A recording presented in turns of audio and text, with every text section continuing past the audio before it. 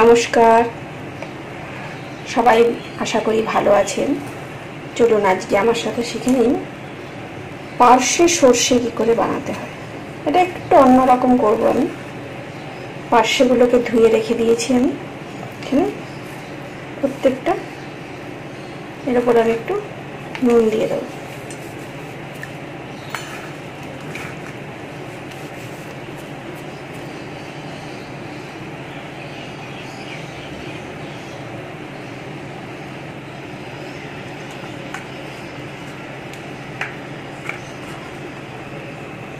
তারপর একটু হলুদ দিয়ে দেবো। এটাকে ভালো করে মাখিয়ে নেব। নিয়ে এটা কিছুক্ষণ রেখে দেবো। এখানে আমি প্যানটা বসিয়ে দিলাম। এবারে এর মধ্যে আমি দেবো তেল।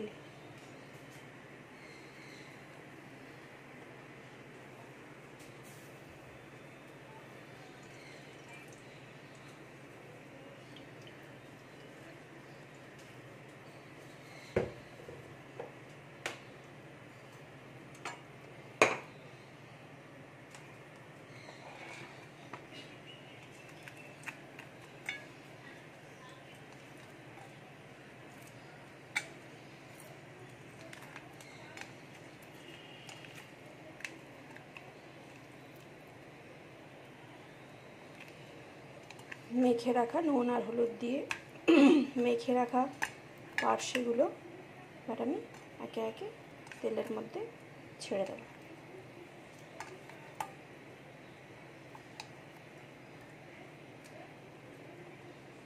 ওই ছাড়ার আগে আমি অবশ্যই যেটা করি সেটা হচ্ছে তেলের মধ্যে একটু নুন দিয়ে দেবো।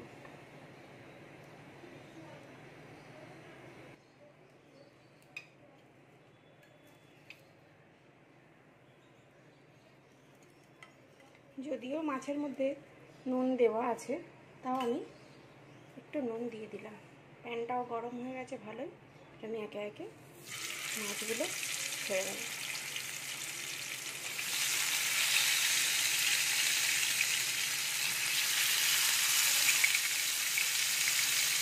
তিনটে করেই দেবো।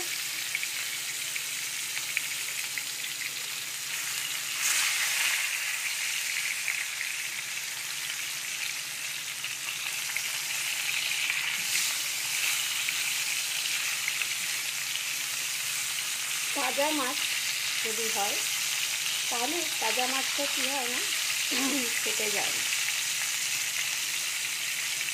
আর যদি একটু বাসি মাছ হয়, বাসি মাছ একটু হালকা কেটে যাবে।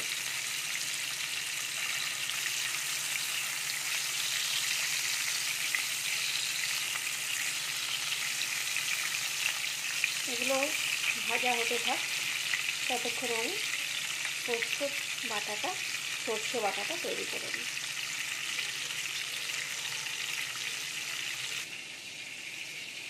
এবার আমি এটা রেডি করে রেখেছি। প্রথমে দিয়ে দেব পোস্ত,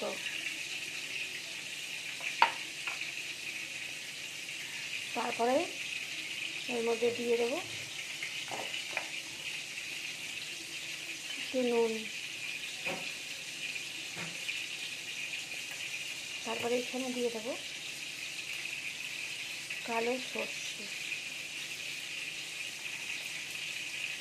চাইলে আপনারা এর মধ্যে একটু সাদা সর্ষে দিতে পারেন, আমি কালো সর্ষেটাই দিলাম। আর দিয়ে দেবো অবশ্যই আদা। যখনই সর্ষে বাটবে তখন একটু আদা আর কাঁচা লঙ্কা দিয়ে দেবে, তাহলে স্বাদটা অনেক গুণ বেড়ে যায়। আর এর মধ্যে আমি একটু মেশাবো সাদা তিল।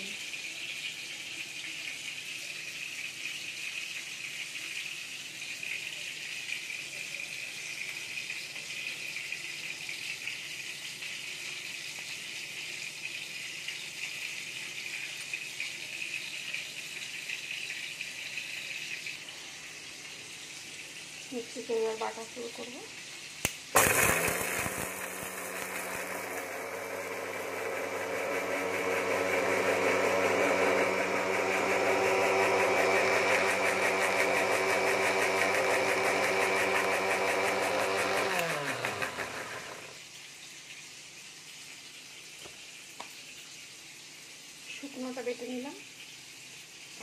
এরপরে এর মধ্যে দিয়ে দেবো একটু জল, একটু জল মেশাবো।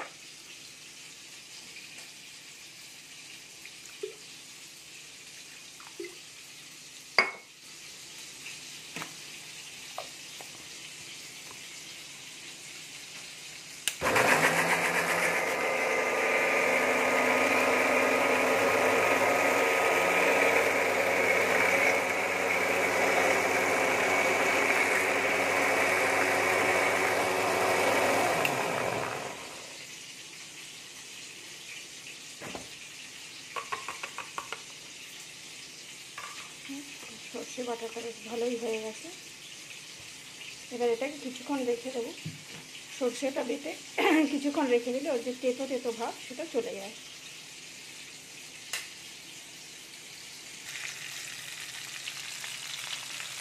পার্শ্বগুলো সব ভাজা হয়ে গেছে। এবার আমি এগুলোকে একে একে যেই পাত্রে রাখবো মাছটা সেটার মধ্যে রেখে দিলাম। আর বাকি থাকা পার্শ্বগুলোকে ভেজে নিই।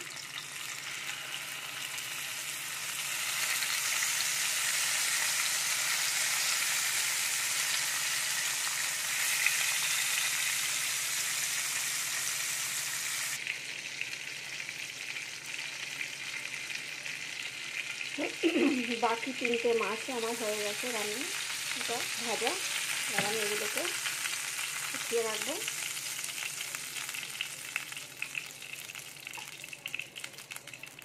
যেহেতু এটা সর্ষে পোস্ত রান্না, সেই জন্য এর মধ্যে কালো জিরেটা খুব ভালো যাবে।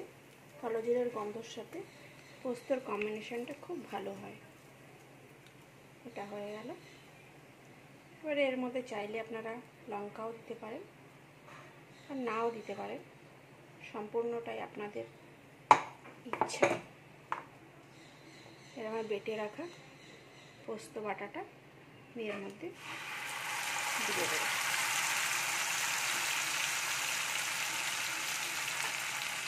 আগেই নুন দেবো না, কারণ বাটার সময় নুন দিয়েছিলাম, মাছ ভাজার সময়ও নুন ছিল।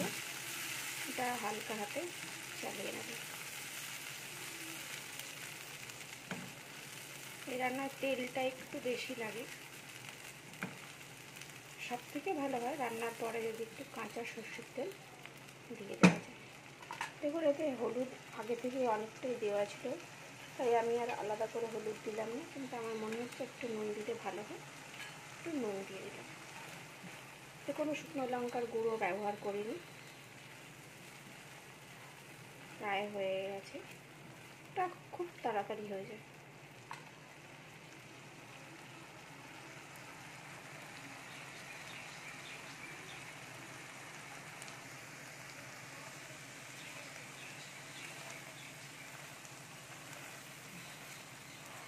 জলটা প্রায় শুকিয়ে গেছে, এরপরে পুড়ে যাবে। এর মধ্যে আমি ধুয়ে রাখা, যেমন আমাদের শিলে বাটলে শিল ধোয়া জলটা আমরা দিয়ে দিই, সেরকম মিক্সির বাটিতে যে লেগেছিলো সেটাকে ধুয়ে আমি সেই জলটার মধ্যে দিয়ে দিলাম।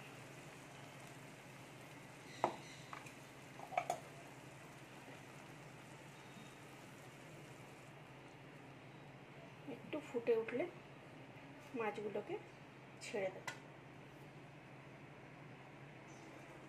দেখুন এ হচ্ছে আমার কাক। যখনই আমি মাছ রান্না করব এরকম জানলায় বসে থাকবে, আর পাশে ওর জন্য জল রেখে দিয়েছি। যতক্ষণ না মাছ খাবে ও যাবে না। এটা হয়ে গেছে, ফুটে গেছে। এবার আমি এর মধ্যে একে একে মাছগুলোকে ছেড়ে দেব।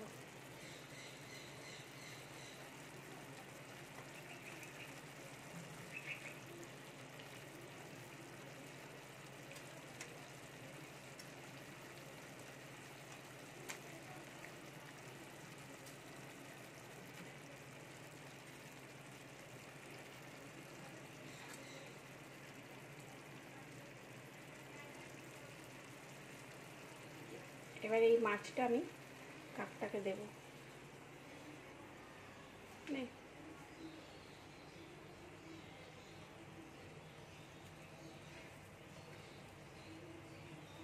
নাও।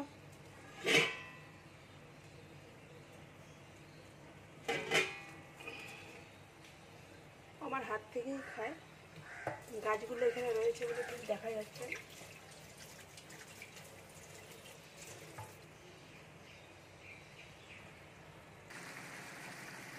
মাছটা ফুটে গেছে, প্রায় হয়ে গেছে এটা। এবার আমি এটা নামিয়ে রাখবো।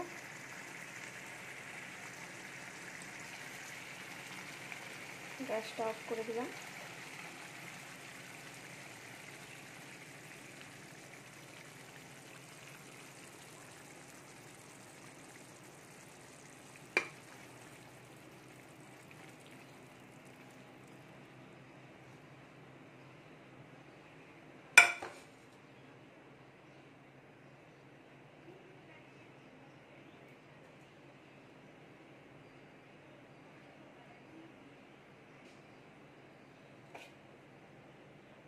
এইভাবে তৈরি করে ফেলুন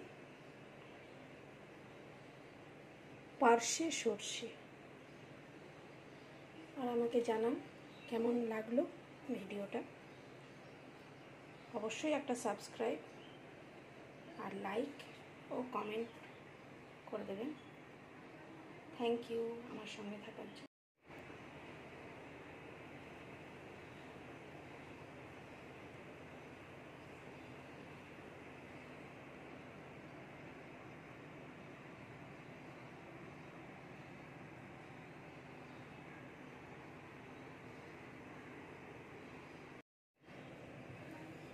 নামিয়ে রাখার পরে এর মধ্যে ওপরে কাঁচা লঙ্কা আর একটু সর্ষের তেল অবশ্যই অ্যাড করবেন।